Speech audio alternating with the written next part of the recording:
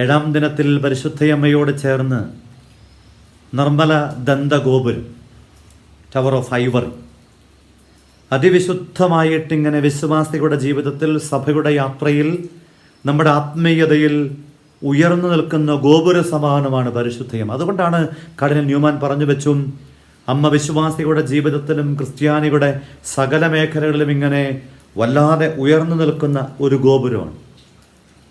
അതൊരു വല്ലാത്ത പ്രതീക്ഷയുടെ സാധ്യത.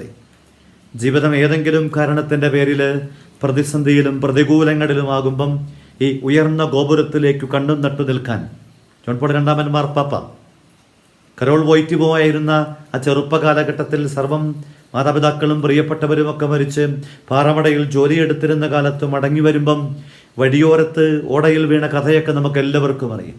ബോധം തെളിഞ്ഞ് കണ്ണുയർത്തി നോക്കുമ്പം ഇടവക ദേവാലയത്തിൻ്റെ നുറുകയിലെ പരിശുദ്ധയമ്മയുടെ തിരുസ്വരൂപം കണ്ട് അന്ന് തൻ്റെ ആപ്തവാക്യമായ അമ്മയെ ഞാൻ നിൻ്റേത് എന്ന് വിളിച്ചു പറഞ്ഞില്ലേ? ഓരോ വിശ്വാസിയും ഈ ഗോപുരമായ പരിശുദ്ധയമ്മയെ, പ്രകാശഗോപുരമായ പരിശുദ്ധയമ്മയെ ഇങ്ങനെ ശോഭയോടെ എനിക്കും നിങ്ങൾക്കും വേണ്ടതൊക്കെ നൽകാൻ, വേണ്ടും വിധത്തിൽ നൽകാൻ കാത്തു പ്രതീക്ഷയോടെ നിൽക്കുന്ന പരിശുദ്ധയമ്മയുടെ ആ പ്രകാശിതമായ ഇടങ്ങളിലേക്ക് കണ്ണുയരട്ടെ.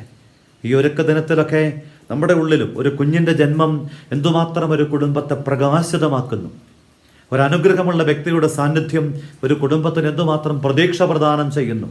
നമ്മൾ പരിശുദ്ധ അമ്മയോട് ചേർന്ന് ഈ വലിയ പ്രതീക്ഷയുടെ പ്രകാശത്തെ സ്വന്തമാക്കാൻ വേണ്ടി ഒരുങ്ങണം.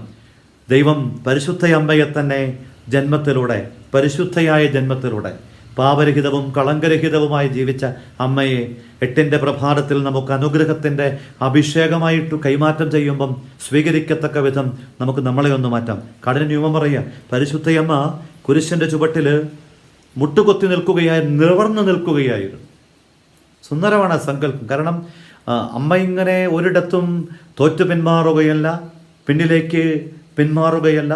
സഭ പരിശുദ്ധ അമ്മയെ ഉയർത്തി നിർത്തിയിരിക്കുകയാണ്. ശിഷ്യന്മാരിങ്ങനെ ഉത്ഥാനാനന്തരം തെല്ല് സങ്കടത്തോടു കൂടിയിട്ട് പ്രതീക്ഷയറ്റ് ജീവിതത്തിൽ കടന്നു പോകുമ്പം പെന്തക്കോസ്താവരെ അവരെ ഇങ്ങനെ വിടാണ്ട് ചേർത്ത് പിടിച്ച് അമ്മ ലോകത്തോടും എന്നോടും സഭയോടും വിളിച്ചു പറഞ്ഞൊരു വലിയ സത്യമുണ്ട്. അമ്മ ഇങ്ങനെ ഒരു പ്രകാശഗോപുരമായിട്ട് ഉയർന്ന് ശോഭിച്ച് നിൽക്കുന്നുണ്ടെങ്കിൽ അരികിൽ നിൽക്കുന്നവർക്കൊക്കെ ഈ തീരമണയുന്ന കപ്പൽ പോലെ ലക്ഷ്യത്തിലേക്ക് കൃത്യതയോടുകൂടിയിട്ട് എത്താൻ കഴിയും. തടസ്സമായുള്ളതെല്ലാം ഉപേക്ഷിക്കാൻ തീരുമാനമെടുക്കണം.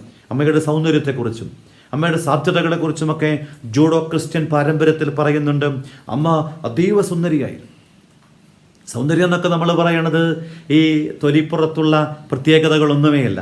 ഒരു വ്യക്തിയുടെ ജീവിതം ഇങ്ങനെ നന്മയുടെ നിറമായി മാറും. അതുകൊണ്ടല്ലേ മദർ തെരേസയെ ഏറ്റവും സുന്ദരിയാണ് എന്ന് ടൈംസ് മാഗസിൻ പോലും കണ്ടെത്തിയത്. അതുകൊണ്ട് ഈ അനുഗ്രഹത്തിൻ്റെ ഗോപുര സമാനമായി ഉയർന്നു നിൽക്കുന്ന പരിശുദ്ധി അമ്മയുടെ ആ ആത്മീയ വിചാരത്തിൽ നമുക്കും അമ്മജനനം നമ്മുടെ ജീവിതത്തിന് വലിയ പ്രകാശത്തിൻ്റെ അനന്ത സാധ്യതയായി ഉയർന്നു നിൽക്കുന്ന അമ്മയെ നോക്കി ജീവിതത്തിൻ്റെ എല്ലാ മേഖലയിലും യാത്ര ചെയ്യാൻ നമുക്കാവട്ടെ. ഈശോ നമ്മെ അനുഗ്രഹിക്കട്ടെ. നമുക്കായി പ്രാർത്ഥിക്കട്ടെ.